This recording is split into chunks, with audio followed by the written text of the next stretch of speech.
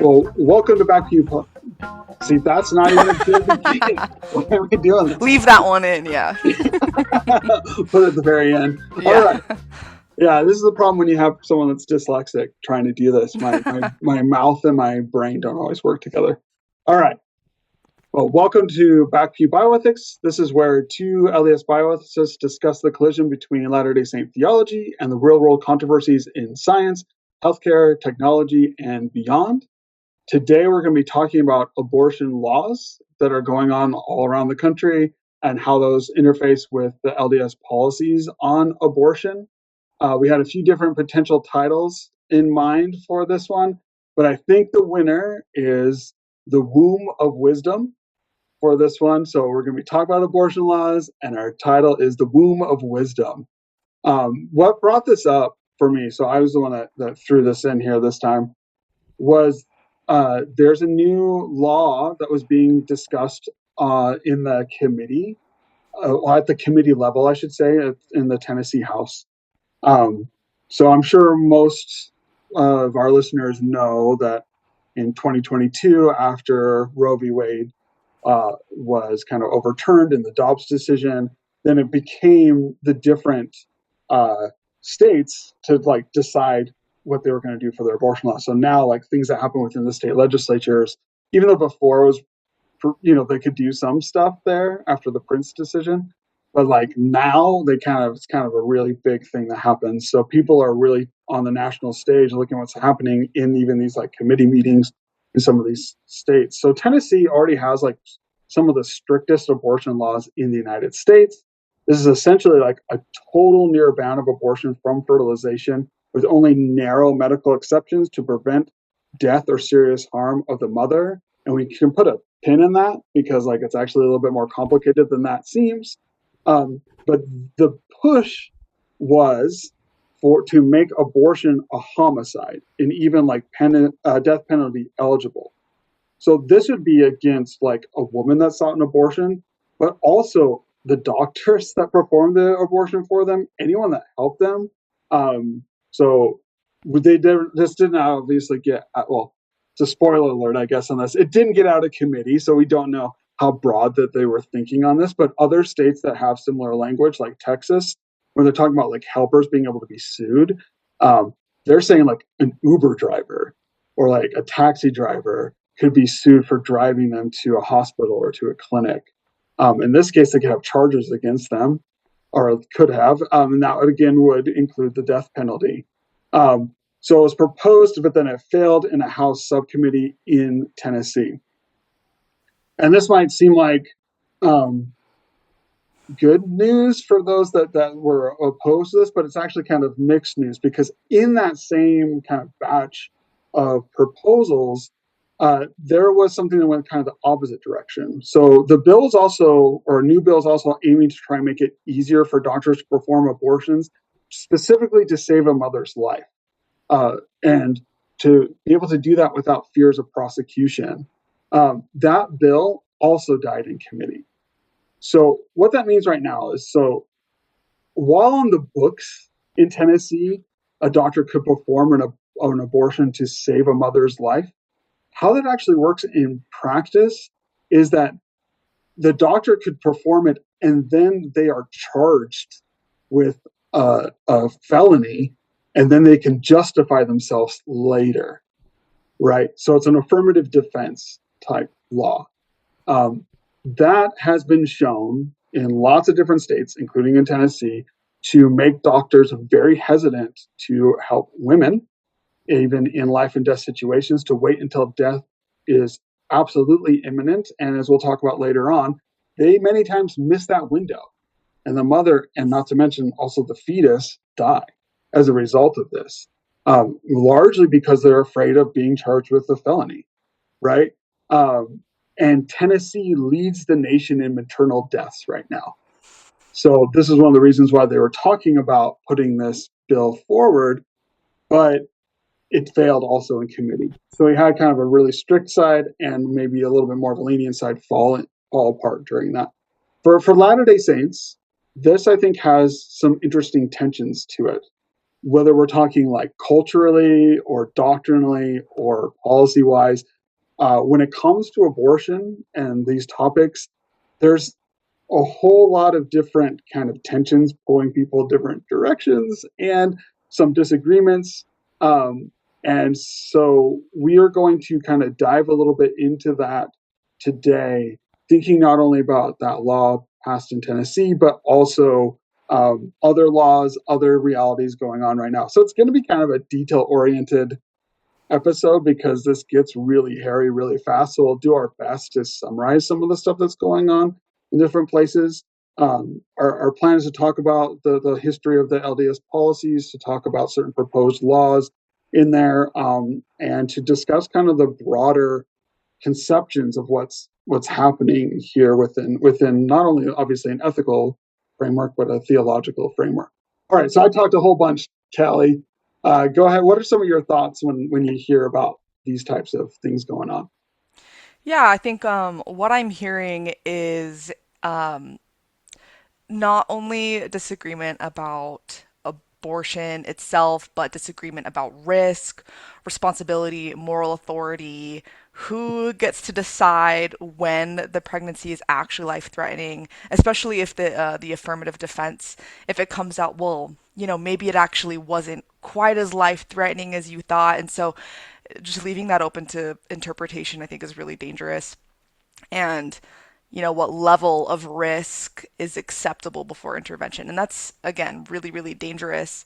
And the for me the primary ethical tensions here, kind of like just outside of our religious framework, Mm-hmm. there's a lot of ethical tensions between the status of the fetus, the certainty or uncertainty in medicine. Like you mentioned, it's actually a lot harder than people think to determine the time when somebody might die or is imminently dying. It's not as easy as maybe we non-medical people think.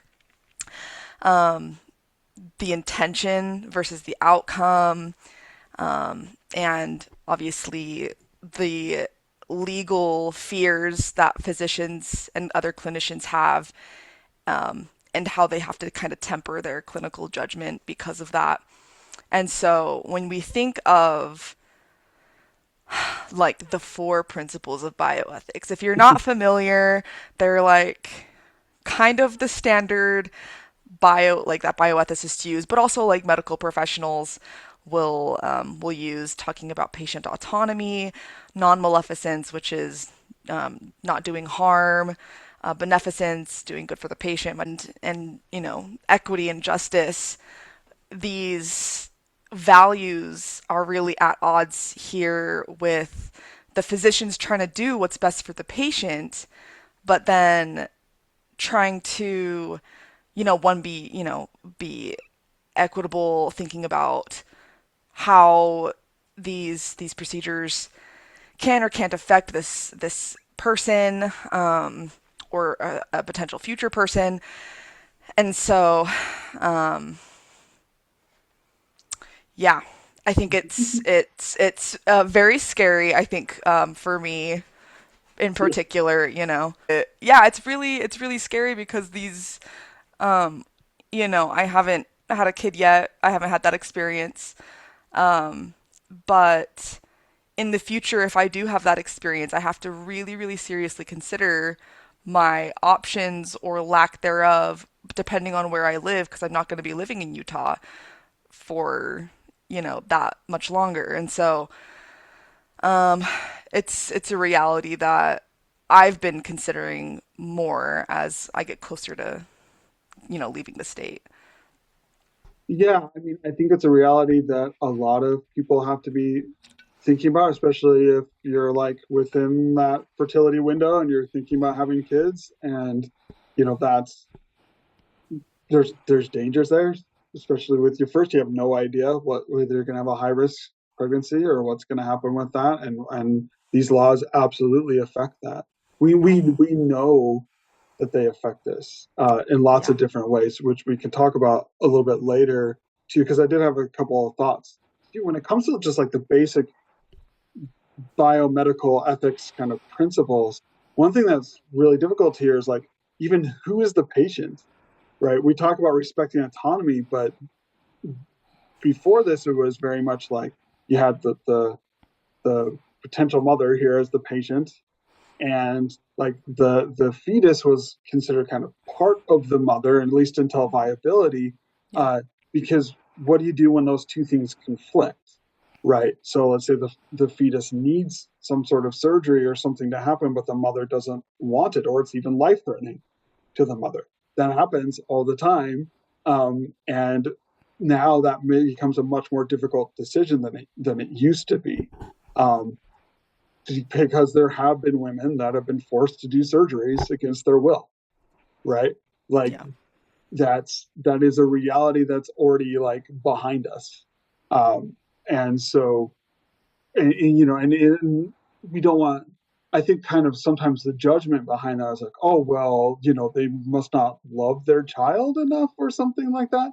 But that's obviously not fully the case here. Many times these are dangerous. If you're in a high risk pregnancy Mm-hmm. and you have a failing fetus, or some, this is a dangerous situation, and they might have other children, or they might Mm-hmm. be thinking about future fertility. And now, instead of it being like a decision you make with the person that you can talk to in the room, the state legislature Mm-hmm. abstractly has kind of said, no, you have to consider this other patient, the fetus, maybe even more strongly than the pregnant patient in front of you. Yeah, I would absolutely argue that Yeah, simply because there have been so many um, deaths, debilitating conditions as a result, as a direct result of this, the state's decision yeah, regarding abortion. absolutely. And regardless of where you fall on this question morally or ethically, right? Well, Mm-hmm. regardless of like whether you're like, well, I would not perform this for myself, or I don't like, things that are within this. uh, if you believe like the vast majority of Americans do, that there are some circumstances, albeit rare sometimes, that an abortion is justified, or at the very least ought to be seriously considered, and that the decision ought to be up to the family and the physician in the particular case, then you should care about these laws, Mm-hmm. right? Even if you feel like it's protecting the vast majority of what you want it to protect, it's always the margins that we have to worry about when it comes to the creation of laws in abstract that are enforceable through threat and Mm-hmm. violence, right? Yeah. I mean, literally, with that Tennessee law, if it would have passed, it's literally like the doctor could have been killed for saving a woman's life. If another doctor goes to court and says, yeah, I'm not sure that she was going to die right that moment, Mm-hmm. which is an impossibility to know outside of the particularities of a Yeah. case, right? One thing I wanted to ask you about, Calli. So you wrote kind of intention versus outcome. So what were your thoughts on that tension? I was thinking about how I think oftentimes and this goes and this we can bring this back to the LDS framework. So Mm-hmm. in two ways. So in a just purely like secular way, we can think about the intention of an abortion or a uterine evacuation and think about, well, some people might do it because of some situation in their life. It's inconvenient at this time. They made a mistake. Mm-hmm. Um, and that's excluding all the things that can happen to women without their consent. But just for the sake of this argument, we can Yeah. consider it consensual. Um, and and how that might affect someone's perception of this procedure.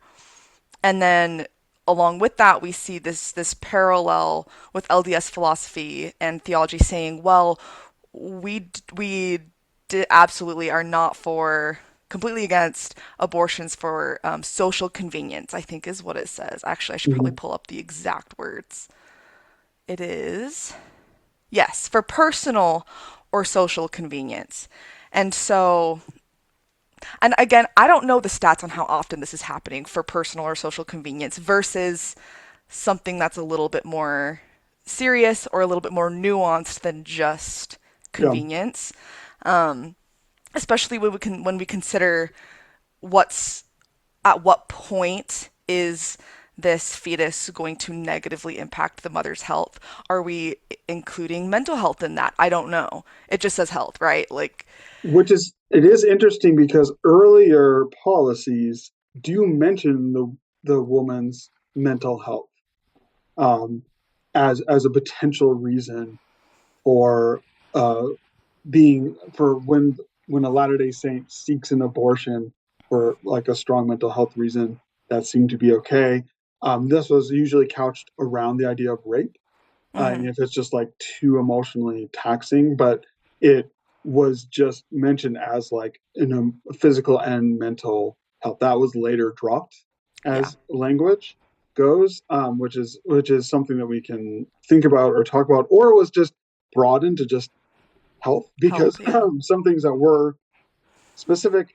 We'll go through the history of the policy because like there's some mm-hmm, interesting things that happen, but things fluctuate and change within this policy. Even though on its broad strokes it looks pretty consistent, it's actually quite a bit different as you go through the years.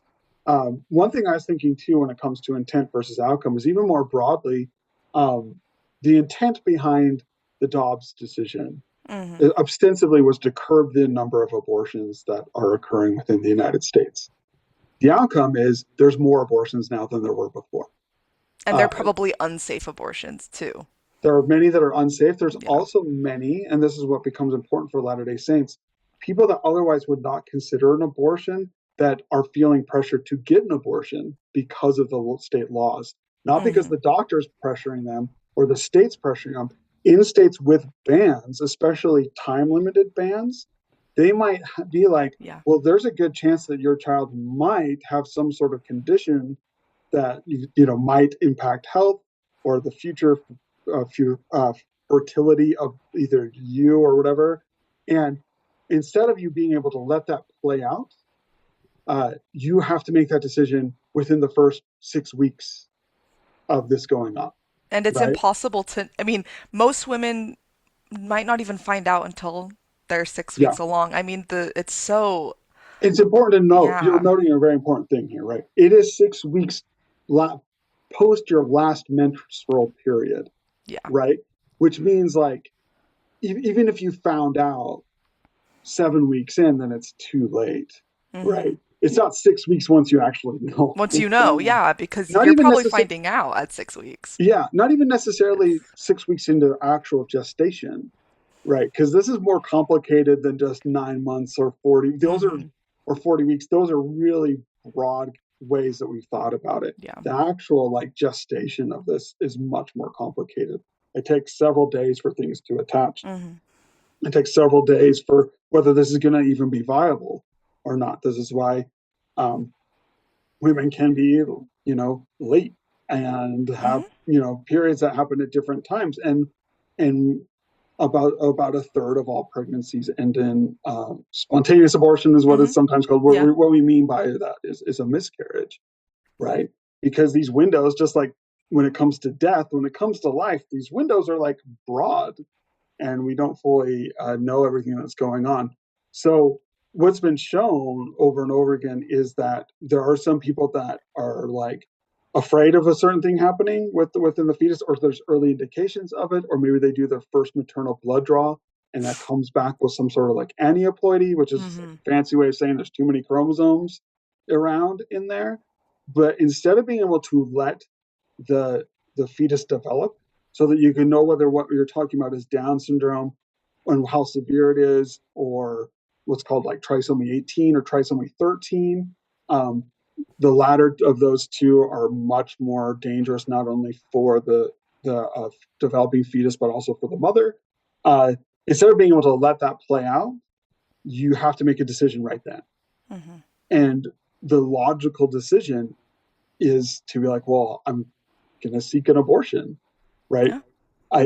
What if something happens later on and then I'm suddenly in these crazy catches that I wouldn't be otherwise? So we put a timer on something and have forced the hand of many people that otherwise probably wouldn't, Mm-hmm. because the thing is, many of these screenings are false positives. Oh yeah. And like the vast majority of them are false positives. If you get a positive screening, even for something like Down syndrome or trisomy 18, the actual like chances of you really having a child with that is right around 9%. Hmm. Uh, so it's much more likely that it's a false positive in that. But if you're dealing with something like trisomy 13, you don't want to wait, right? You Yeah. can't. That's putting a lot of people in danger if you wait, and you can't test even the severity yet of what this is going to be like. For some kids with trisomy 18, they're going to be fine at least for a few years. For some, they're going to die in the womb, and it could be a dangerous situation for the mother and them. And the fetus isn't developed enough to have Hmm. any idea what this is going to do. You Yeah. can't, even if you did a more in depth genetic diagnosis, this is something I hammer home with my medical students all the time. Like, you can't know until the thing's actually developing. Yep. Again, there is higher rates of abortion now in those situations, which are more common than you might think, or on the outside you might think. Hmm. Um, there's more cases of abortion happening there because in more restrictive states there's a time period. You can't allow this to go, even with states like Utah that has like an 18-week now um, cutoff, which we'll talk a little bit more about how that happened. Even then you usually want to wait till about right around the 20th week to get a good picture of what's going on. So it's more complicated than it seems. So I think there's a lot of intentions, there's a lot of outcomes, and they don't always fall in line. I think part of the problem with this sometimes is many times these policies seem to be based more upon virtue signaling than like any sort of practical way of curbing abortion rates. Yeah. Um, Obviously they're not working since abortion rates rose in 2023, 2024. That's the last time we have good evidence for it, but it's likely that it also rose even again in 2025. So let's get going on some other. Do you have some stuff on like abortion and fertility and ensoulment? Yeah, we can also like leave that for Yeah, another discussion. I'm fine yeah. with I think that. we should say here.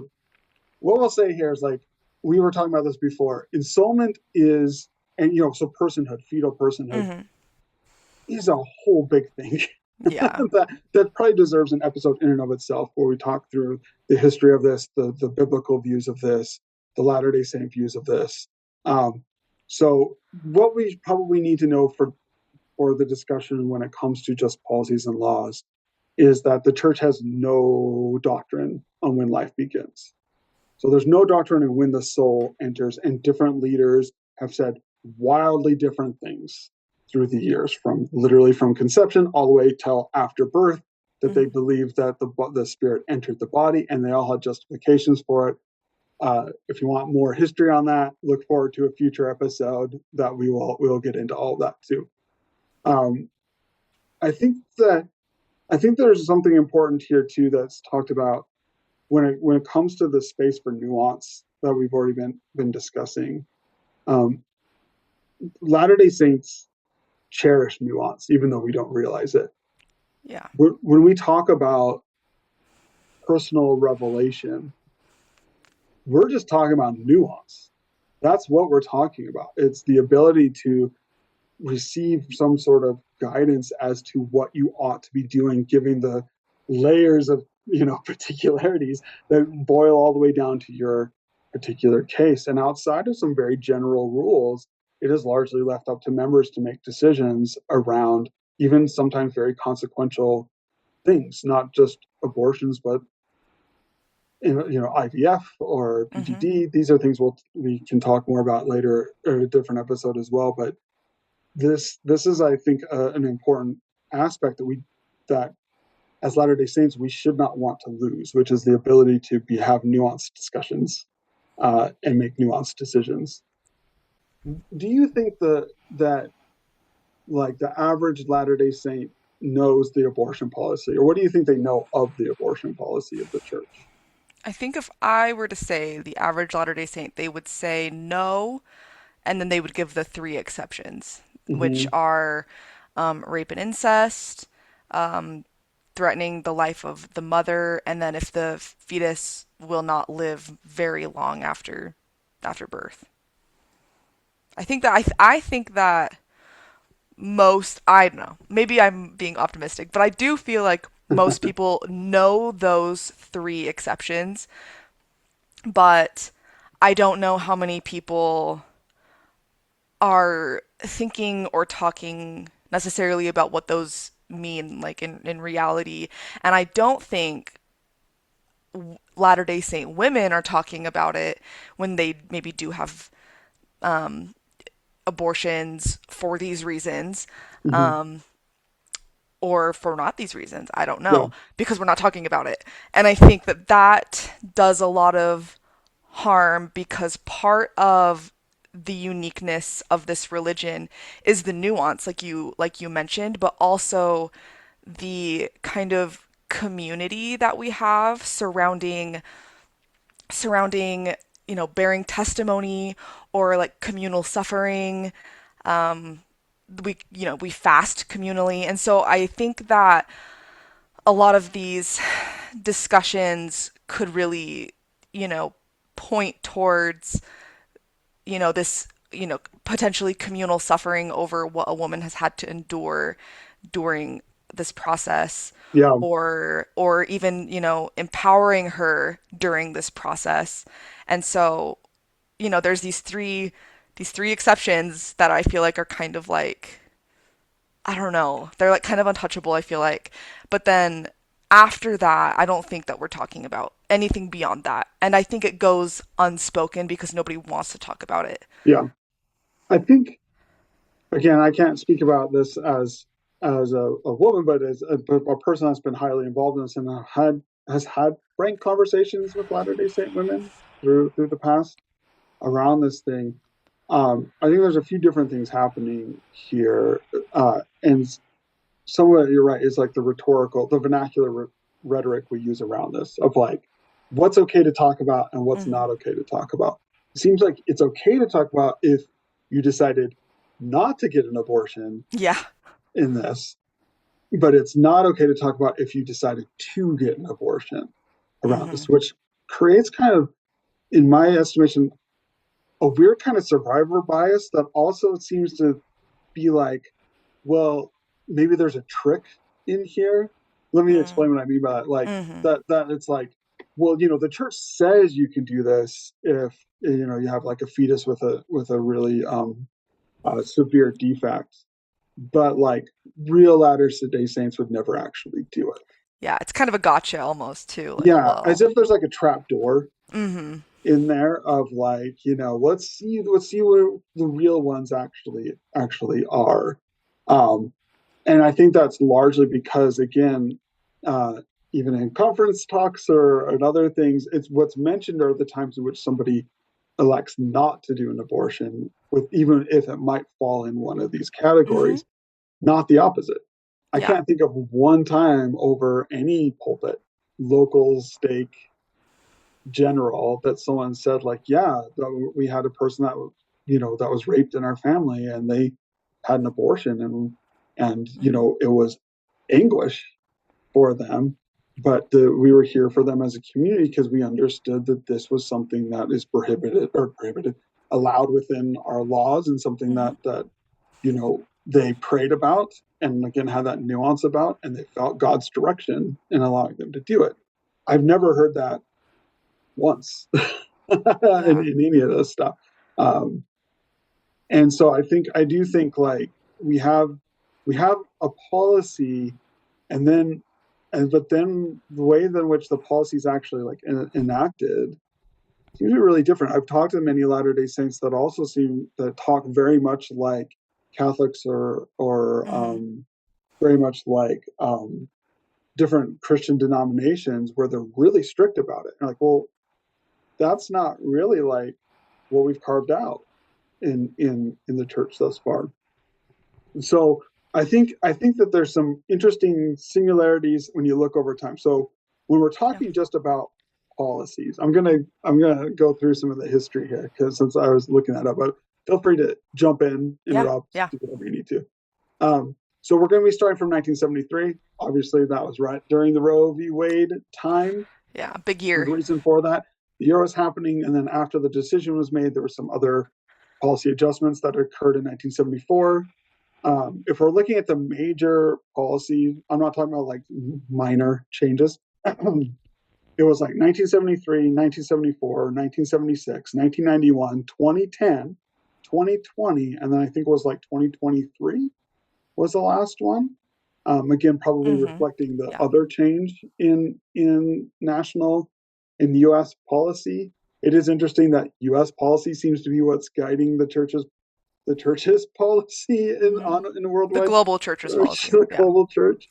But each one of there's definitely some similarities, and I think we've already hit on some of these, right? Personal or social convenience. It is stated as abortion in those cases as fairly equivalent and fairly thought of as wrong, kind of regardless of other situations. And then those exceptions that were named before. Each one of them talk about this as not an automatic thing, but something that requires spiritual confirmation.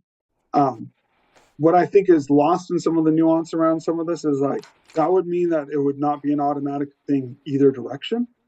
Like whether you seek an abortion or whether you don't get an abortion ought not be an automatic thing, which again, when we're talking about states forcing the issue, that is an automatic thing. So we should be thinking a lot about that. Every statement treats abortion as a serious matter, even in those exceptions times. And also it talks about different policies have popped through the years that have talked about like the repentance process around going outside of this policy. Let me be clear, not the repentance process like if you were raped and then sought an abortion, but if you did it outside of those three categories.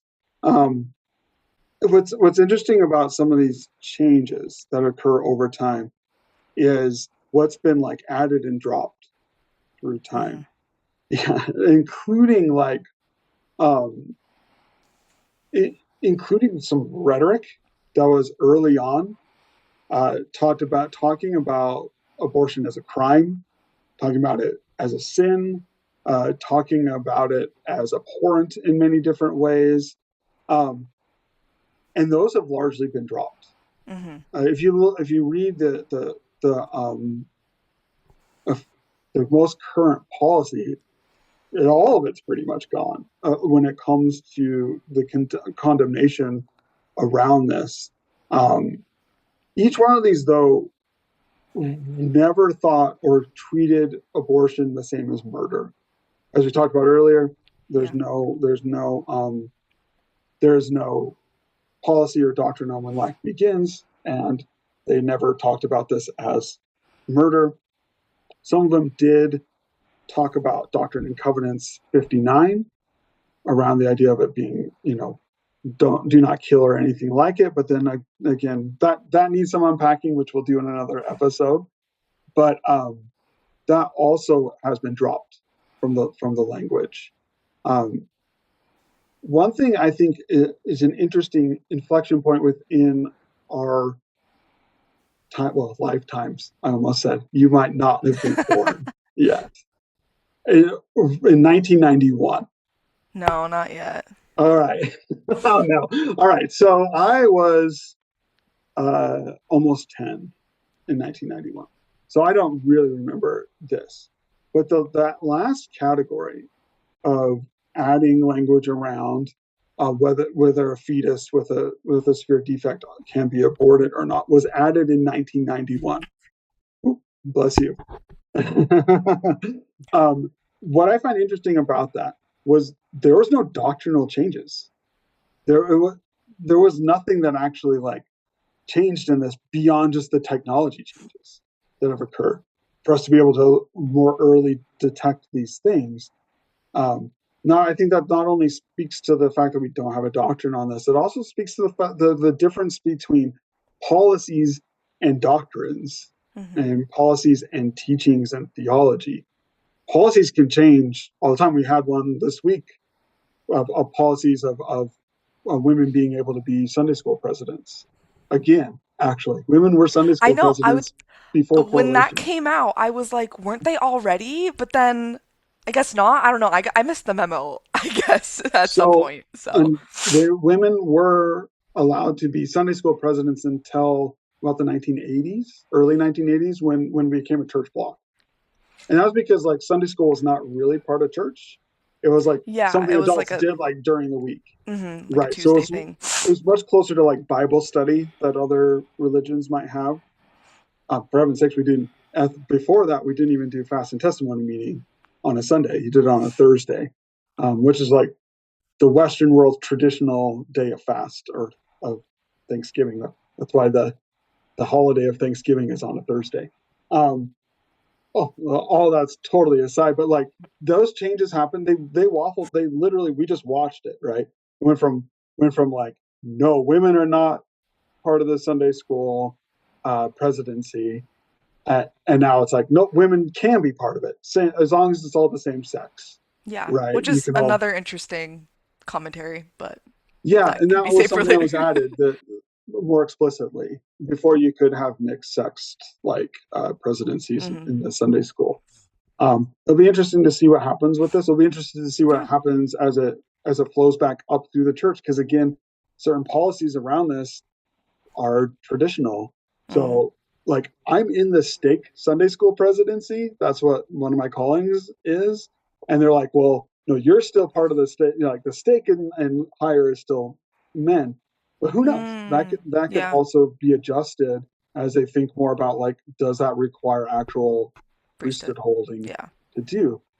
The same thing is happening in these policies. I think they're reflections of the anxieties and like the thoughts around the world in that moment. Like as abortion became legal, and we should be clear here. What Roe v. Wade did is it didn't like suddenly make it, I guess, legal for individuals. What it made was that states couldn't just like stop individuals Hmm. with their own rules and laws. It was a freedom from the state, not the federal government like forcing something upon you. But still, there was a lot of anxiety around that, and that started to change as with 1991 when they're talking about the fetus more, focusing a little bit more on the actual fetal health. They also dropped many of the very graphic kind of things that were talked about with this. It became emphasizing things like a devastating practice with this, and added words around things like preserving the sanctity of life. Um, and then from 2010 on, it kind of became like your classic neutral language, kind of clarity over any of these other things. Um, so again, let me ask you a question. If you think like, if you were asked like a member, a Latter Day Saint, whether abortion was a sin, what do you think they would say to that? And I don't how know. grievous of a sin might it be? I don't know. I'm not out there taking polls of what I this would know this is just be. this is I just your thoughts. know. Oh man.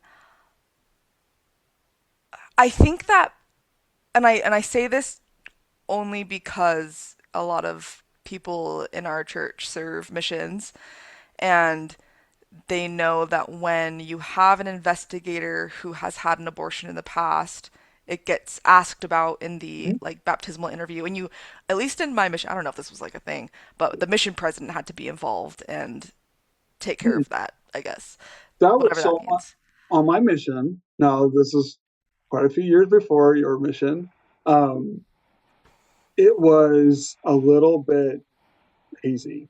Mm, So one of my, I guess, callings, whatever positions I held as a missionary when I was a missionary was um, one of the zone leaders that was over doing all the baptismal interviews yeah. for like a big chunk of the mission. And so I go around and do all the initial baptismal interviews. And the guidance that I received, again, back in 2001, around this stuff was, if a member, and I have several that had abortions, or if a candidate had an abortion, that you kind of talk them through that. And then, you lead with the spirit as to whether they need to talk with the mission president. or Mm-hmm. not. Um, it's and that's because earlier drafts of the policy kind of said like the members that or people that had abortions before they became members, like that's not Mm-hmm. something that we do church discipline around. That's not something that like we could if they want to repent. And don't get me wrong, there were some women that were very traumatized Oh by yeah. having an abortion. I remember one that she was pressured by family to do an abortion that she did not want Yeah. to do and did not feel safe to say no and was traumatized by it. So obviously, me asking that question brought up a whole thing where now it's like a 4 hour long Mm-hmm. baptismal interview that most of the time was this dumb 19-year-old or 20-year-old I trying to talk know. to him It's about crazy. this. Um, again, like I think it ended up being okay. It ended up being good, at least in my recollection. She seemed to like feel good about it.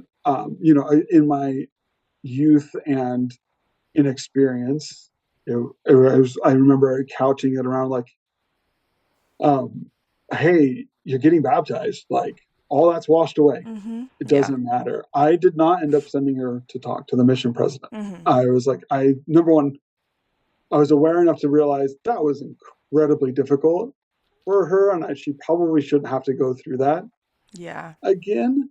And number two, I was like, seems like she repented.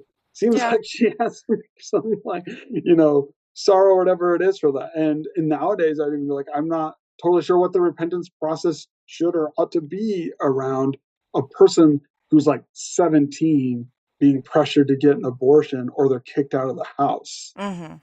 and have no like context within their life. This was in Compton, California, so like Mm-hmm. some of the roughest places you can imagine. Yeah. Like that's where this was happening, And I also knew women who had been beat up by boyfriends that got that got pregnant. I knew a woman that was kicked in the stomach by her boyfriend until Mm-hmm. she miscarried.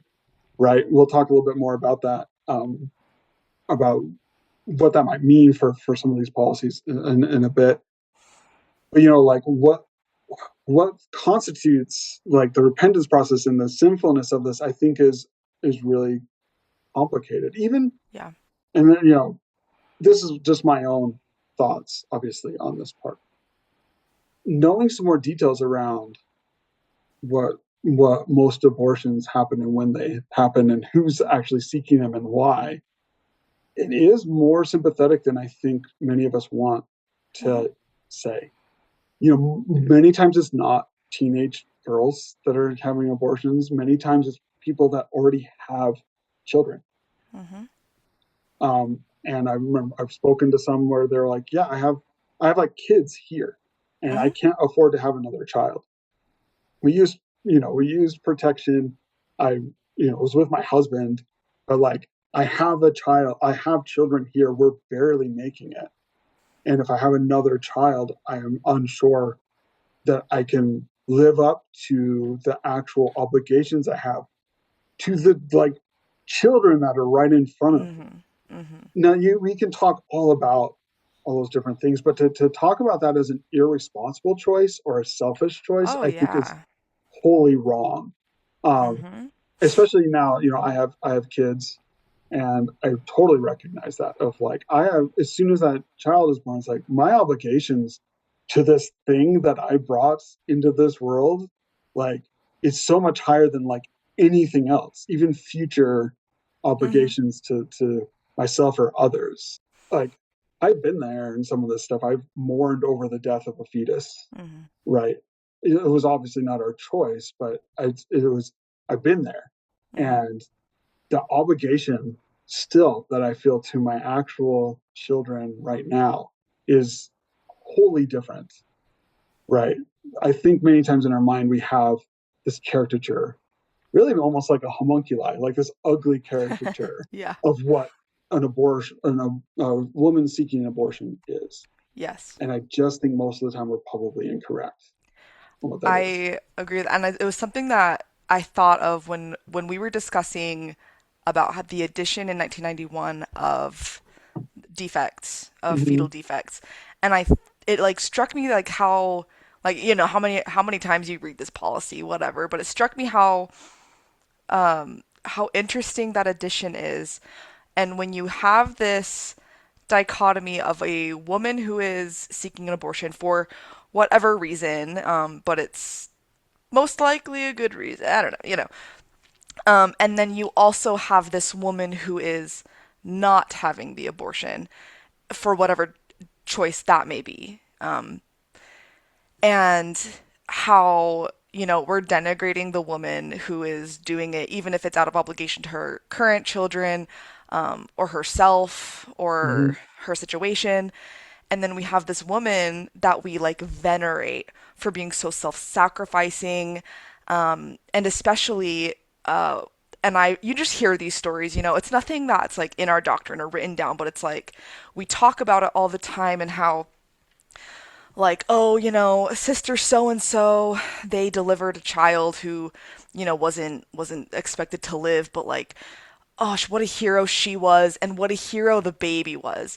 And I think that I don't know if it's unique to our doctrine necessarily, but I think that we put these children on this kind of strange pedestal, especially like, and this again, this could also be a whole nother podcast, is disability ethics and the church, A because we have 100%. There's our so own much. things about that. Yeah. And when we think about these children who only lived for moments or hours, and we're like, wow, they were too good for this earth, or whatever, like, it's really like that kind of like moralizing rhetoric.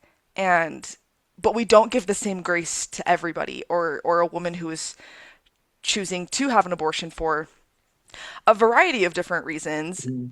And then we like bow down to this woman who chose not to, like, she overcame something, which I'm sure she did.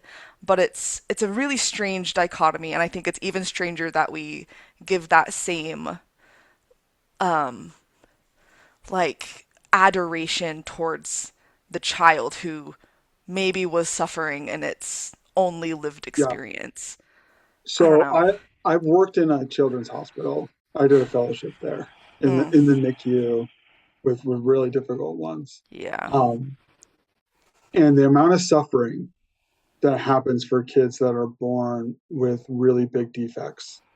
Our hospital, so this is Children's Mercy Hospital in Hmm. Kansas City, which Yeah. is a premier hospital.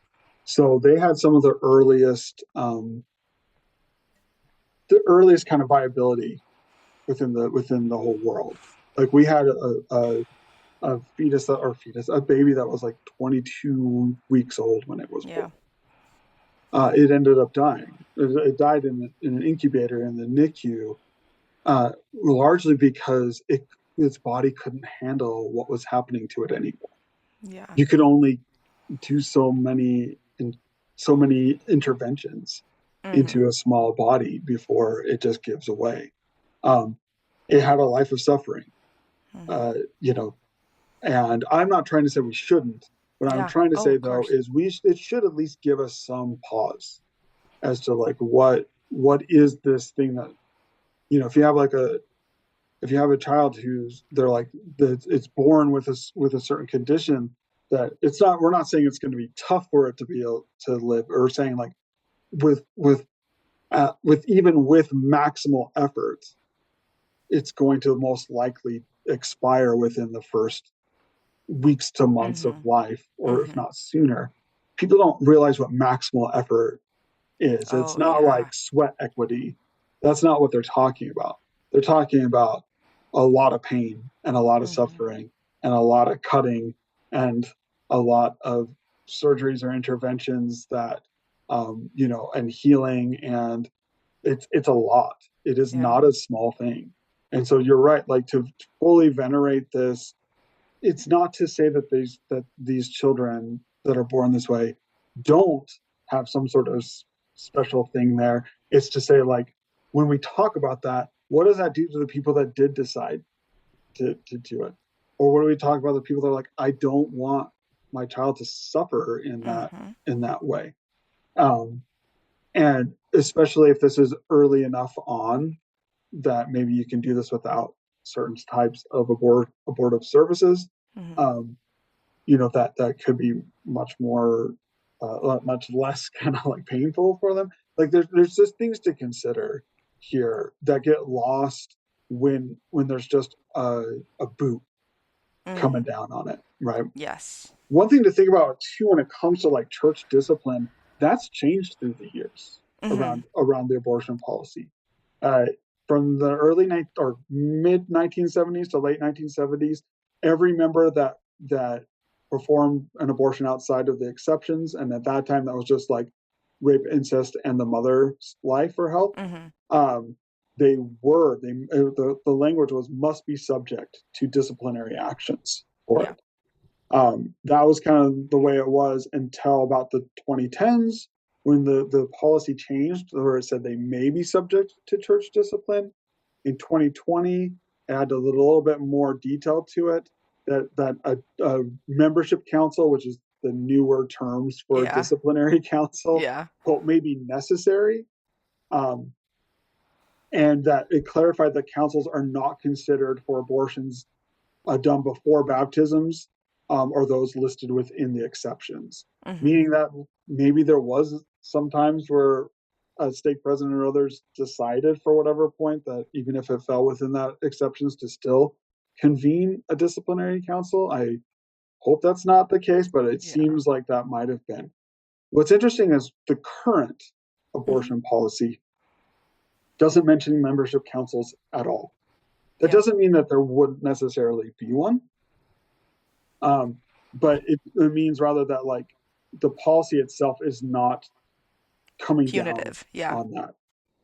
It is a guidance for you. Yeah, as you're saying, it's not a punitive document anymore. Um, I do think like that's an interesting thing to think about. Also related to that, who you ought to counsel within the church Mm-hmm. changed through the years as well. Um, Again, it went from being very strict of like you have to talk to your presiding priesthood authority in the 1970s. Um, then in the 1991, it was like talking with the couple Yeah. and and the bishop. And then it softened even more was consultations with the bishops to receive confirmation through prayer. And now it says members may counsel with their bishops as part of the process, right? I, it is up to the members themselves to decide with that. And you added an important note in our in our, in our show notes here. It did also say you need to be consulting with a physician the entire time, right? With a competent physician. Competent physician. It's kind of funny, but Yeah. I'm not totally sure. I mean, I don't know what competent physician means, or if they're trying to say like you can't be a chiropractor. That yeah. doesn't, it needs to be some sort of like licensed Licensed. Yeah. medical professional. Though, in different parts of the world, licensure is very different. Oh yeah. And you're talking potentially like midwives and doulas and Mm-hmm. other people that might be the only people available to them. So Yeah. this is actually probably much practiced in a much different way in different places on the planet by Latter-day Saints. Um, Yeah. so this is kind of where we stand right now. Is we have certain exceptions. We have much softer language on what this is. There are not automatic um, there are not automatic counsels that happen because you have performed an abortion outside of these exceptions. You do not have to talk with your bishop. It's not even it's not even recommended like it was before. It's saying like that is an option that you can use if you would like. Otherwise, it is largely left up to members to make that decision for themselves. Of course, unless they live in a state that has made the decision For them. for them, Yeah. um, which is what I think we need to be thinking quite a bit about.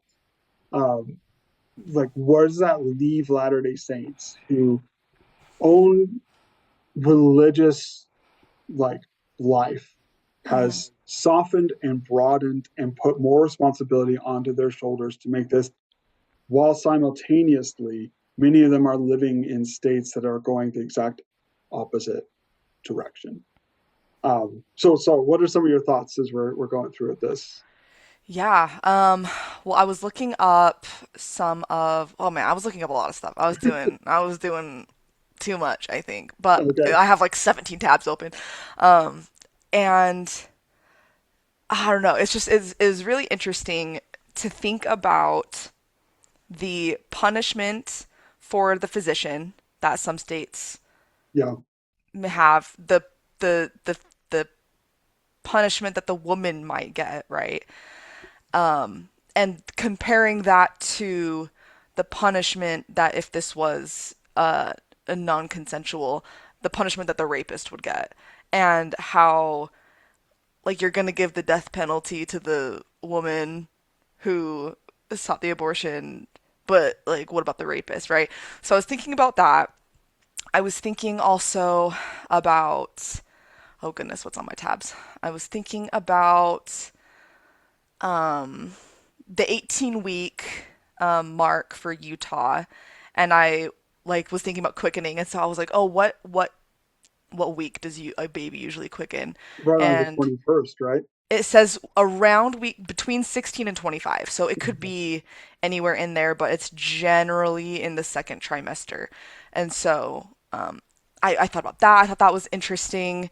Um, and then let's see. I was thinking about, Real fast, did we explain what yes. quickening was? Ah, no, because we decided to skip it. But I guess like thinking back about it for people, I just yeah. But quickening is the feeling that a woman gets when the fetus first moves. Hmm. So it's like a, yeah, I mean, if you felt it, you felt it, I'm sure. Yeah. But if you haven't, it's like a fluttery feeling or kind of a poke, and you know the baby's in there and it's moving. Hmm. And so historically, that was kind of when people were like, oh, there's a soul in there, there's a thing in there, and Yeah.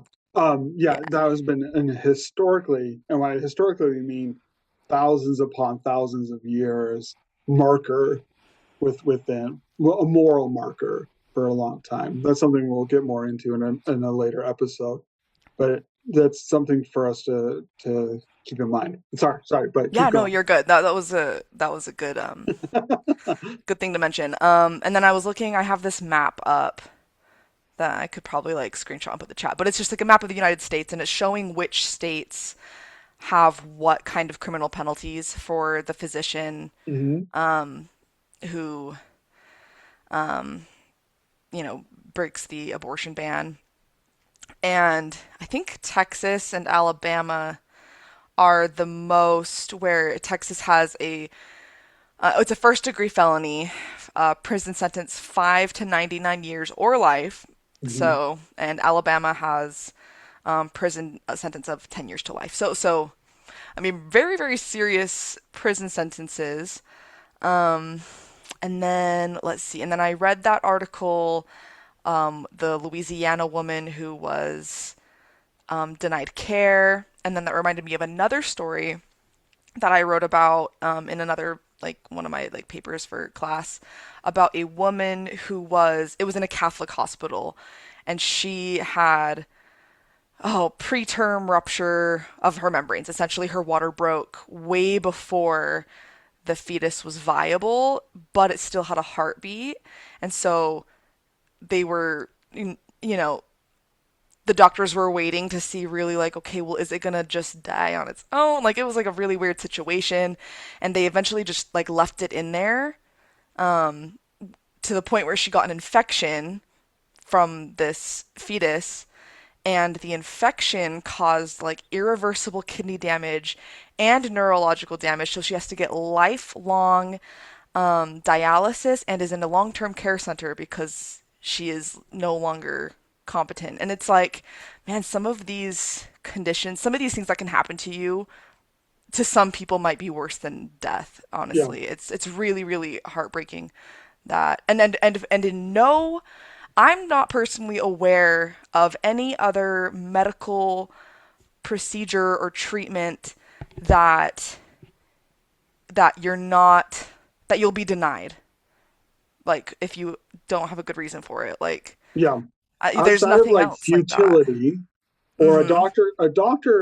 a doctor themselves can be like, I don't perform this, Yeah, or I'm of not course. comfortable doing this, because they set the scope of their practice. But to have it at a state level that you're denied, that a doctor's good medical judgment would be like, she's likely going to get sepsis, Mm-hmm. so an infection in her bloodstream that's going to affect who knows what, but most likely her brain. I know people might say like, well, but these bans are also lowering abortions, but they're not. No. Like that's the part of the problem too. Abortion rates have risen. So I mean, we can look at some of the states. Mm-hmm. I looked up specifically states that violate the Latter-day Saint policy. Yeah. Who's, you know, that's what I'm talking about. So there are states with abortion bans um, for rape, or that ban abortion even if you were raped or had or a victim of incest, which would include like Alabama, Arkansas, Kentucky, Louisiana, Missouri, Oklahoma, South Dakota, Tennessee, and Texas. Arizona tried. If you remember, like they were trying to go back to a law written in the 1800s around this, but that was in injunction that had like it didn't go through with the courts. Um, so Latter Day Saints living in those states Mm-hmm. that were raped would not be able to seek an abortion, regardless of within the state boundaries, regardless of what you know um, revelation they've had about it, what consulting they do with their doctors or their bishops. None of that matters for those members there. States also have bans for like the lethal or fetal diagnosis of a fetus. That would include Alabama, Arkansas, Florida, Indiana, Kentucky, Mississippi, Missouri, Oklahoma, South Dakota, Texas, and the one I left for the last, Idaho, which has obviously a significant number Mm-hmm. of members there. Um, Other states are even less, like might have some explicit, making things very explicit that would still make it so that you couldn't perform an abortion for those. Like they might say like a lethal fetal, abnormality, like, and then they don't really define what that is. And then doctors again are set in this situation where like, well, is this like, so you can have like aneuploidy. That's not Uh-huh. aneuploidy. Where you're born without a brain. It's Um. shoot, I know the name right. What was it? Um. Cephaly, Anencephaly. anencephaly, anencephaly. Yeah, we got Yes. there. Oh my You can have gosh. full anencephaly, right? And even if you have just a Mm-hmm. little bit of your brainstem there, the I think Mm-hmm. it was baby K, right, was alive for about 2 years, right? So Yeah. is that lethal or not? Well, under most circumstances, we would say like literally being born without a brain, and many times without like the cranium The either cranium. Yeah. like there and open, like we would consider that fatal, like that body is dead. Mm-hmm. And what does that mean? Like if it's to that point and it's saying that like most of these babies will die again very early on, it's not conducive with life, which is what this is talking about in the policy. If by living you mean like living, um, Yeah. so that's part Experiential of that living. too. Mm-hmm. There are many states that have no health exceptions to them for the mom, right? Mm-hmm. So again, Alabama, Arkansas, Mississippi, Oklahoma, South Dakota, and Texas, um, which means like damages that you were just talking about, Mm-hmm. a, a kidney infection, or threats to their health or future fertility are not considered or Mm-hmm. can't be considered. And even in states that have that, it's way more complicated than it seems. When we're talking about these states, these are the states that like explicitly are talking about it, not just states that have made it like incredibly difficult, even in those situations. So some that make it difficult, and we'll talk through some of these things.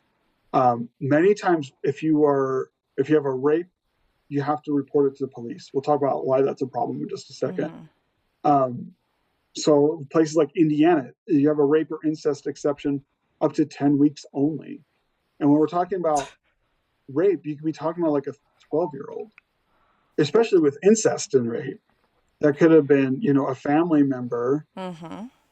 and they might have waited longer than 10 weeks to tell somebody. It's likely especially with younger rape victims, it's unlikely for them to admit that they were raped until like they're showing in some sort of way with a Yeah. pregnancy, or if like some other evidence was found.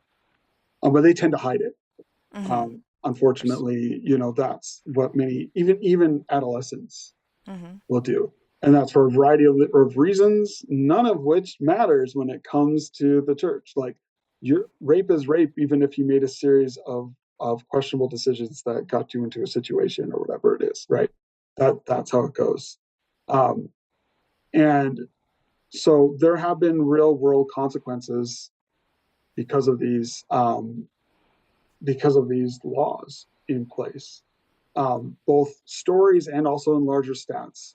Um, so I don't know if we should go through and name some of these names.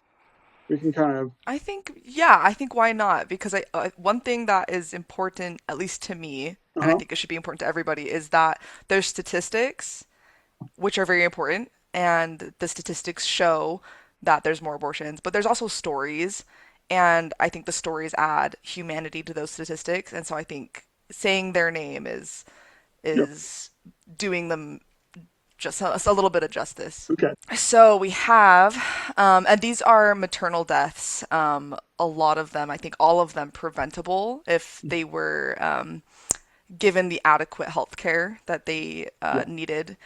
And I So should we add really have, yeah, fast. please do. This is a tiny percentage. Oh yeah, this is Okay. like It's a not like couple people. it's not like here's all the lists of everyone. No, this is like a percentage of women that have died. Hmm.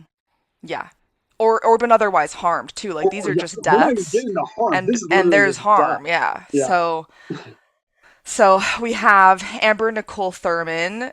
This was Georgia in 2023, 28 years old, ruled preventable by Georgia's Maternal Mortality Review Committee after delayed surgical care for pregnancy complications under the state's abortion ban.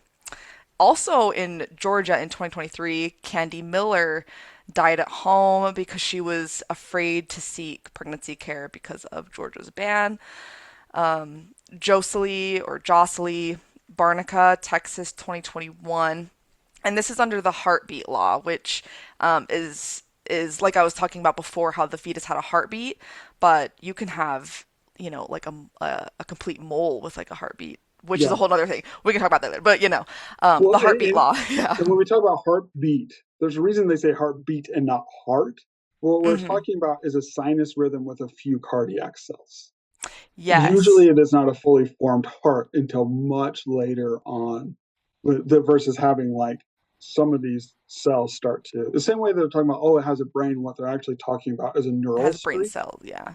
which Uh-huh. is just the kind of smear where your central nervous system is going to Yeah. be Which eventually. like a dolphin has. I don't know. Anyway. Yeah. Um yeah, so the heartbeat would be, you know, if it has a heartbeat, we're not allowed to do anything. So Jocelyn Barnica, 2021 in Texas, died after a hospital failed to intervene during her miscarriage because of the state's near total ban. Yennefer Alvarez Estrada Glick, Texas 2022, high risk pregnancy and multiple hospital visits. So she wasn't just out here, like people think that these people are just like, that these women are like negligent. I don't know. Anyway, back to Yennefer. Um, Abortion was never discussed, and there was fear surrounding providing reproductive care after the heartbeat bill, and that contributed to her death. Portia Numezi, Texas, 2023, died after severe complications from an 11-week miscarriage, where dilation and curettage would have been life saving, or DNC. Nevaeh Crane, Texas, 2023, 18-year-old who died after multiple ER visits, delay in treating pregnancy complications. And so the for this source is from these sources, I guess, are ProPublica, The Atlantic, and other networks who have reported or investigated these cases. And they are often emphasizing the fear that hospital staff has regarding, and confusion too, because there's so much within these laws that are rhetorically confusing, Hmm. to make it so that they're like, well, just to err on the safe side, we're not going to provide care. And so that, obviously causes a problem, delaying or withholding standard emergency pregnancy care. That would be, uh, yeah, standard care in any other state except for where you're living, where there's an abortion ban. Yeah, and again, these are all women who would have, if obviously we don't know like with their Latter-day Saints or anything with that, most likely not, but had they Mm-hmm. been Latter-day Saints, or if we want to say like the Latter-day Saint policy is God's mind when it comes to this, could have sought an abortion for cases that we would have been morally at least okay with, Yeah. and were banned to do so and died as a result. Some of them in the parking lot of the hospital. So these stories are important. We can look also at just the emerging data around this. Maternal mortality rates have risen in some places precipitously since Mm-hmm. whole abortion bans have come into place. Um, so, and and we should actually say it's a tale of two cities here when you come to it. So states that are not as strict with their abortion bans or supportive of abortion rights, uh, the the maternal mortality rate fell by Mm-hmm. 21% in those states, while rising sharply in other states. So in places like Texas, there was a 56% increase in maternal deaths since Dobbs. Interestingly, this includes obviously like black mothers who Exactly. die at like a three times higher now in these states, but also even white women are dying like at a 95% higher rate in Texas than they were before. There's we should probably get into maternal mortality rate as a whole episode in and of itself because it is Mm-hmm. a large concern. But like those changes are obviously being caused by this fear. What you Mm-hmm. also have in these states, and you've seen it also in countries that have large abortion bans, there are increases in breast cancer rates and Mm, people, well, I should say, right. increases in people dying from breast cancer or cervical cancer because they're just afraid to go to the doctors altogether. Gynecological visits plummet. So certain Yes. types of cervical cancers are just never found, and therefore, right, cause these kind of knock-on effects when there's this level of fear, especially for certain communities. Um, During that same period of time, just in 1 year in Texas, you had a 13% increase in infant mortality rates that was wholly because these were infants that otherwise before. So literally just the year 2022, right as soon as like the Dobbs decision was made, it increased in Texas. Infant mortality increased in Texas by 13% because these were children that otherwise would have been aborted before this became law. Um, and so there's at least in that year, at least 200 excess infant deaths that happened in 2022. These were reported ones. The actual increase is, Mm-hmm. again, probably much, much higher than that. Um, and again, it's important to note that in supportive states, infant mortality dropped in that same time, right? So we're seeing not only just increase, but when you're dropping that way, when you do epidemiology, that's a huge indicator that there's some difference there at a time period is causative. It's not Yeah. just, oh, these things happen to Correlation. be happening. It just doesn't happen to be like, oh, well, this year there was more deaths because that's kind of a natural cycle. It wouldn't happen where some states don't have that and other states do. And the only big difference is their abortion policies, right? So I think that we've hopefully shown that like with these policies come into place, they have some major impacts on Latter-day Saints living in those areas, that there are major violations within our own policies here. And I think it's even more complicated than it might seem. Many of these places, as we mentioned earlier, require like rape victims to go and talk to police, right, to report it before it's actually considered. I remember a Republican in the Utah State Senate was like, well, if we don't have that language in there, then they'll just call rape, and that's what they'll do. Nothing pisses me off more than a man saying pisses me Yeah, that was off. almost entrapment on me saying that to you on that point, right? Oh Um, my gosh. yeah, like they're saying, oh, they'll just call that, and so instead they need to go and file an actual police report. So, Calli, why Mm. would that be a problem? Why should we have any problem with that? So, there's so many problems. I think, well, so first off, a lot of rape victims are married to their abusers. I mean, thinking about how it is 1000% very possible to be raped by your husband, a lot of women are hesitant to report that to the police for, I would hope it's an obvious reason. They might have children in that marriage who they would be, scared of disrupting that.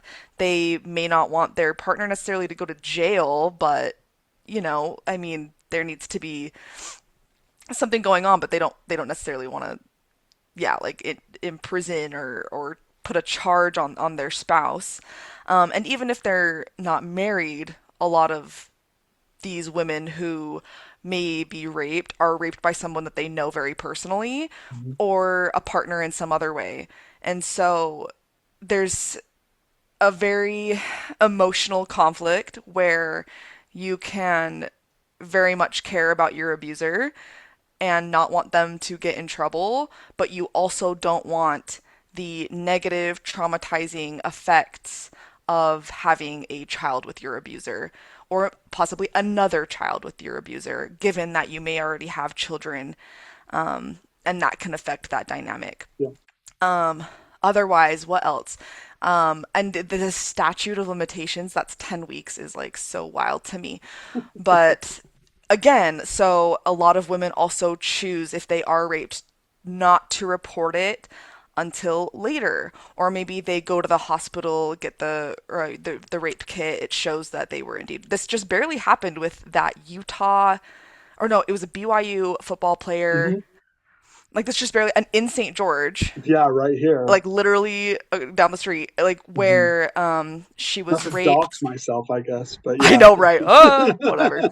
But where she went into the hospital and it was verified that she was raped by this individual, but only chose to report it formally to the police a year later, Yep. and that is her prerogative to So report or not report. yeah, I mean, there's statistics that back all of this up. Hmm. 90% of rape victims know their assailants. Over half are raped by their intimate partners, right? So the majority of people that are raped, women in particular, are raped by Hmm. their intimate partners. 63% of all sexual assaults are not reported to the police. Again, that's just of those that even recognize it as rape. Yes. There are cultural shifts that have occurred. You can even see that in the policy early of the Latter-day Saint policy. Early church policy on abortions talked about forcible rape, and then Yeah, dropped I saw that that. language because, What's yeah, not forcible about it? Yeah. yeah, for there was many years in which a husband literally could not be Hmm. charged with raping his wife, even though he did physically do that. Yeah. There are many that don't understand consent, right, and how that works. Um, so at the low end, at least 63% of all rapes are not reported to police at all for those reasons you mentioned And earlier. another reason, and this is like the one that slipped my mind, is that even if you do report it to the police, they might not believe you. Yeah. And yeah, and because they're most likely going to be men, and yeah, they might just completely dismiss you anyway. So, Yeah, and many times there might not be physical evidence. Yeah. to present there, because rape can happen even after consent has been given if Mhm. something occurs that you were not wanting. For Mhm. example, there are many young men and others that like will remove a condom during Yeah. intercourse, which is rape. It is, Yes. especially when we're talking about a resulting baby as Yeah. part of that. Or will perform things or do things that were not wanted, or maybe it went farther than was expected. So there might be not great physical evidence there, but it's still rape. Mhm. Also, a thing for us to remember is that a large percentage of rape victims are also victims of domestic violence. Yep. So it's not just like, oh, we don't want our intimate partner to get in trouble. It's, I'll go to the police if my intimate And I partner might die. finds out about this. As I mentioned before, I knew a person who was kicked in the stomach until they had Yeah. had a miscarriage. Like there many of them are in incredibly violent situations where going to the police at all or is going to endanger their life Oh and yeah. the life And of their or the life of their children. children. Yep. Exactly. Um, and so to me, adding that provision, which Utah also has as a provision for rape, um, is inconsistent with church teachings. Again, this is Brad's opinion on this, but I think it's well founded in the idea of like God on this policy does not say legally verified rapes. It does Mhm. not say like police verified rapes. It says rape, right? The same with like incest or anything else. Like this is also the problem when it comes to um, like trying to make a list of fetuses with conditions that count for abortions or ones that don't count for Yeah. that you can't abort. Like the details are always there, and it's weird having a governmental like hit list as to like which lives don't warrant protection and which Mhm. ones do. Like it causes all these downstream issues. um and other things that so there was I guess I should probably talk about Utah for just a second. So there is actually a law on the books that's not enforced right now. A few different laws that are on the books that are not enforced right now. There was a trigger law that in Utah that happened, I think was passed in 2020 and then triggered when the Dobbs decision was made. That would have greatly narrowed what abortions were available within the state of Utah, to basically essentially to just having it follow the church's policy. Like the state law would just be basically the same as the abortion policy, Mhm. minus some of the most important parts of the abortion policy of the church, like seeking revelation, consulting with using physician, uh, using physician medical judgment, Mhm. all that kind of stuff, because the state would be making those decisions for it. Plus the problems with reporting rapes. Um, that those trigger laws were are currently have an injunction against them by the Utah Supreme Court. They've tried to push it many different times. A few years ago, Utah also tried to passed a law and was signed by the governor to say like you can only perform abortions in hospitals, not in abortion clinics. Um, Yeah, right. that was also enjoined because like it's not consistent with the Utah Constitution to be able to say like what constitutes an actual clinic, because there is no evidence that women are put in danger by having an abortion in a clinic. In fact, it's very much the opposite. All the evidence shows that women that have abortions in clinics tend to be safer post abortion than those out, which makes sense. You have healthcare professionals that like are that's what they do day in and day out, versus a hospital where this might be something that's very very rarely done. I think the stat was up to 95% of all um, abortions done in the state of Utah were done in abortion clinics. Mhm. So what they try to do is basically not give them medical licenses anymore, and then they'd have to close down. That would also put the poor at risk. Yep. So let's say because it's much much more expensive to get an abortion in the hospital. So if you're a poor Latter Day Saint that that has one of these exceptions that apply to you, and there were no abortion clinics available to you, then I guess you're just out of luck, regardless of what revelation you got, Mm-hmm. regardless of how this was supposed to work with it. I mean, I don't want to keep hammering this home. I've heard many Latter-day Saints be like, oh, well, if the state laws just follow exactly what the church's guidelines are, only again thinking about only those three exceptions and nothing else about the Mm-hmm. guidelines, then everything would be peachy keen. It wouldn't be a problem at all. And many of them I think don't investigate or understand the actual complexities of all this and the real world considerations here that would still violate our, not only like the spirit of our policy, the actual like Yeah. letter of our policy here. um and we're obviously not alone when it comes to having our policies violated. There's as many states, so it's about half and half, right? The states with bans or no bans. Yeah. So as many states are that are like you can operate within this policy are the ones that are also violating the church's policy. Other religions, other major religions that have similar nuanced beliefs as we do around abortion, which by the way is the majority of denominations, um, have actually sued states against for violating their religious freedom, for violating their religious liberty. I find it interesting. We're in a moment right now, like we're having a special fast or whatever for because of the religious liberty thing with the Yeah. 250 years, right? Whatever. And we've talked a lot about religious liberty within the church lately. To me, one of the largest threats against religious liberty right now are strict abortion policies. So why aren't we joining on to these lawsuits? Why aren't we talking about this as violations of our freedoms and our liberties? I'm kicking that question to you, Calli. Why? What do you think? What do you think is happening Yeah. with this? I think well, this is something that when we were talking, I was like writing notes. Is that it's very interesting with um we have like religious exemptions for certain health procedures or health interventions. Hmm. Many people will cite their religion for not getting a vaccine, a blood transfusion, Hmm. and we have so many examples of that. But when it comes to kind of like the opposite thing, where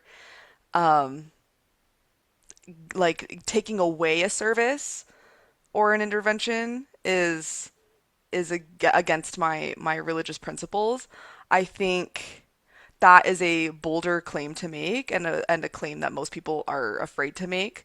And I think that people in our religion are afraid to make that claim because, like you said, we're only thinking about the three exceptions, but we're not thinking about the personal revelation. We're not thinking about really any other nuanced take with that. And so I think making kind of this like positive claim to have access to something is is maybe scary. Yeah. And I also think that the church is going through a cultural moment where we are trying to align ourselves closer with more Christian denominations that maybe are more on the right side of the political spectrum. Hmm. In for various reasons, for solidarity, for religious freedom, which I get, and also because I think that Mormons have gotten such a bad rap for the whole time that we've been around that we're not really Christian, and we're really trying to like, you know, nix that image. Yeah. And so I think that Pretty unsuccessfully, if we're yeah, being honest. I know. Like There's a really mo great article on that I'll have to send to you, but Yeah, I mean, I've talked to Latter-day Saints that are also like, well, you're just you're being denied a service. It's not the same thing as being forced to do something, which yeah. is obviously a misunderstanding of I guess words. I don't even fully know, like of the logical argument being made there. because yes, you're being forced to carry a pregnancy, right? Like Mm-hmm. that's part of it. Um, and second, I've also heard people that are like, well, this isn't a religious freedom issue because you know our policies allow for abortions, but they don't say that you have to get an abortion. Now, I think there's two things that we can say with that. First, uh, if you pray about something and feel like God has told you to do it, even if it violates other laws or violates other things, we are taught to do it. Think about Nephi cutting off a head. I literally think about that all the time. Yeah, like All the we time. the within our doctrine, personal revelation has the force of compulsion. Mm-hmm. First, that's the first thing. So, like, if you're feeling that, that's it. And second, there are other religions than us, and for some religions, abortion is a compulsive. Can't say the word. They need to do it. Yeah. Like, so, for example, like Reformed and even conservative Judaism, Mm-hmm. if the health of the mother is at risk at all, this is not just a nicety. This is not just oh, well, maybe she should have the right to decide that. They say, no, you have to perform an abortion. It is against our religion to not perform an abortion in that situation, right?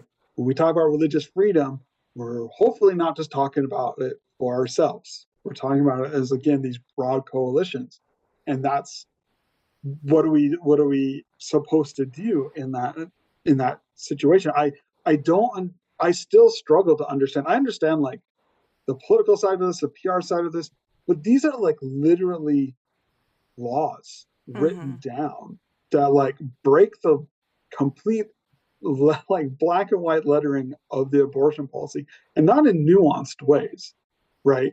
They're saying a rape victim can't get this, or the health of the mother doesn't matter. Like that's not like some sort of thing you have to read into and understand. Even with like rape victims versus like having to report it to police, that's just like straight up what we have written in there. And Latter Day Saints are not allowed to do it because of a state legislature.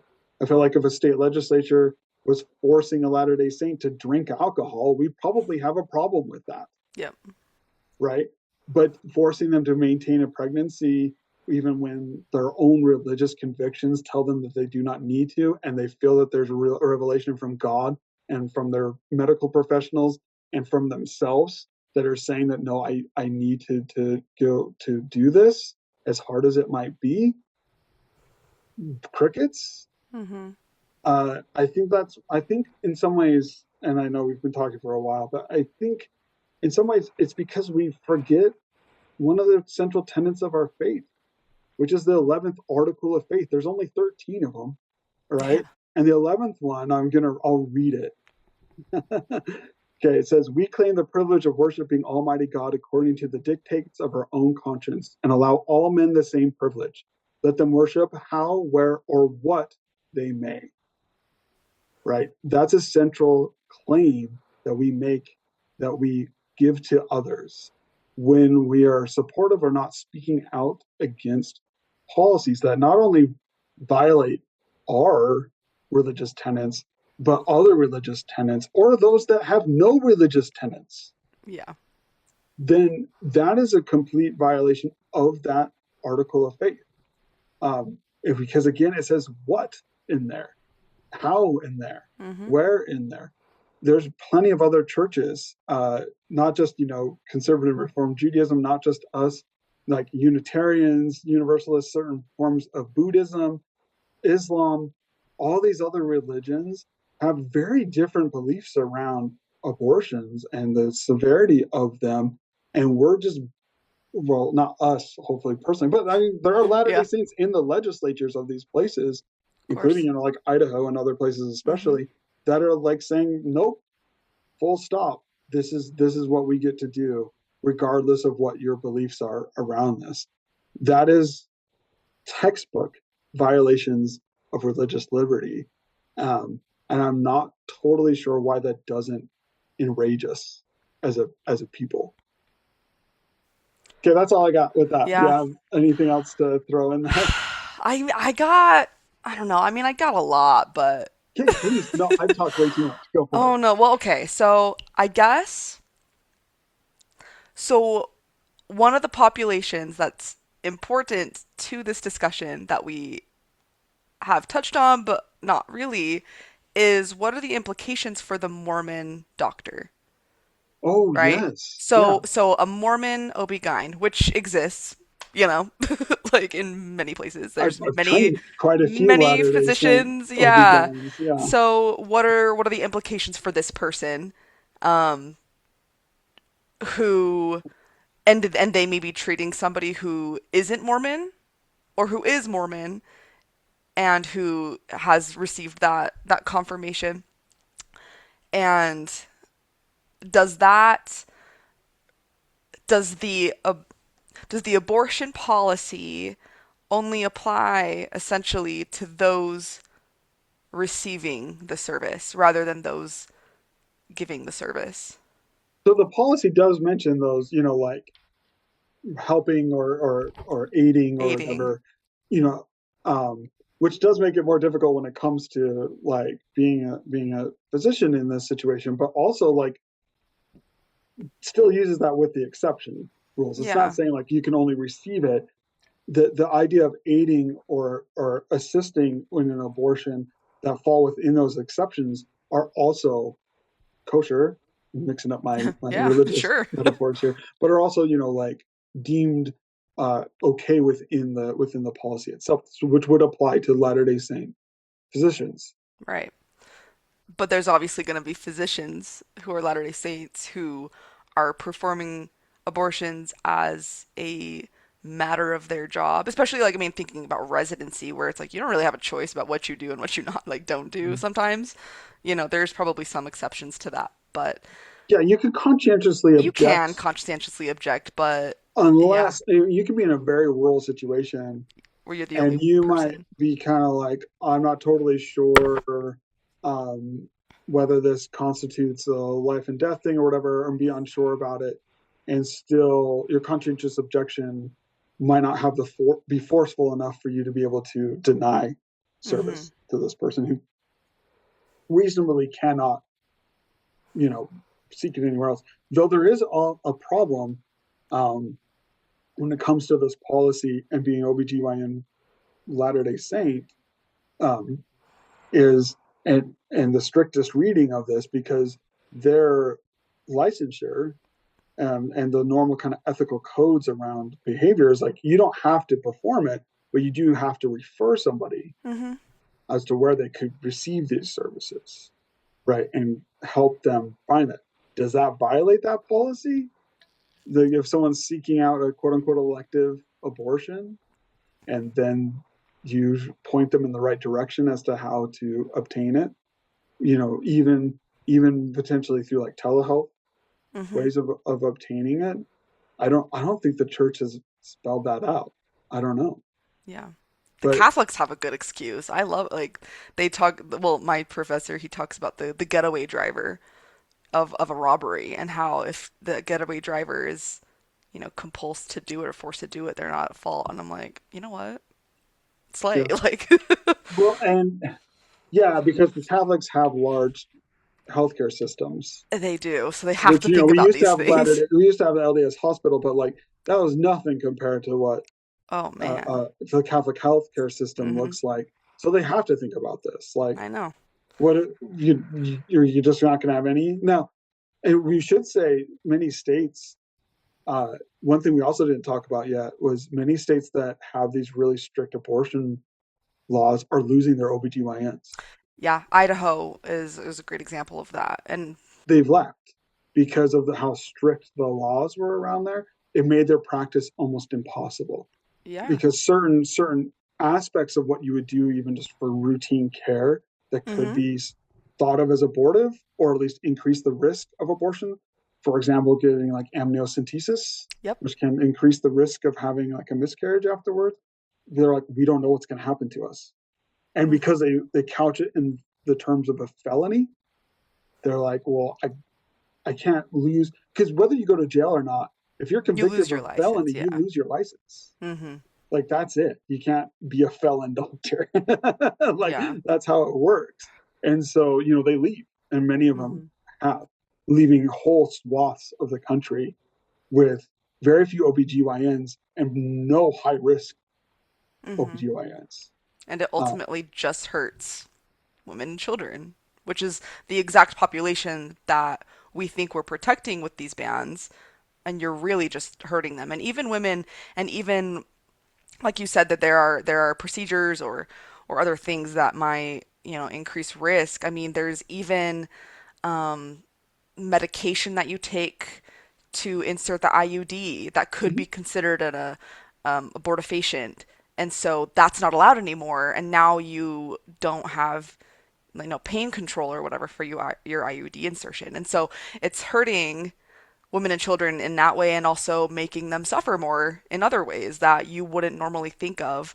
And they're women who are trying to be responsible, trying to use proper protection, and seeing their doctor and on all of that. And so it's a lot. Yeah, you're right. Like this is where when the rubber hits the road on these Hmm. ones, it becomes so much more complicated. You know, we not only cherish religious freedom as a people, we cherish agency, Yeah. and we cherish the idea of not being forced to live a certain way, but to choose it freely. That being forced to do something does not have any sort of moral merit to it, right? That we need to be freely choosing where we go and what we do, um, which obviously has major implications here too when things are forced upon people. All right. Any other parting thoughts that you might have before we end it up? Mm, no. Well, this is obviously like an episode that got into a lot of weeds. Hopefully, it wasn't too many weeds, but there's a lot here. And the Yeah. more you go, we even are skipping over the top of a lot of stuff Hmm. that we need to talk for. So if you're yelling at your podcast, whatever app of choice, or YouTube or whatever, telling us like, oh no, here's the argument that you're missing, or we'll hit that. Don't don't worry, or send it to us or tell Yeah. us like what things are we missing here, because touching upon we've only touched upon the policy side, touching upon the doctrine and the theology side of this has whole other implications that we would need to dive into, and we will in a later episode. So, if this wasn't what you were expecting when it came to our this type of discussion, hang on, we'll talk about those other things too. But ignoring the policies that are in place, ignoring the ones that are actively hurting and killing people, I think is a immoral choice. I'll put it that way. It's one that I do not think what we ought to be making as a people, and that we should be considering these things much more strongly, even if they end up having policies that don't signal the way that we want them to signal. Uh, I think that's a choice that we should be supportive of. I agree. I think as a church culture and group who have in our historical background who have been systemically discriminated against and harmed, we of all people should be most open to helping others who are being harmed, who will be harmed, and who have experienced similar,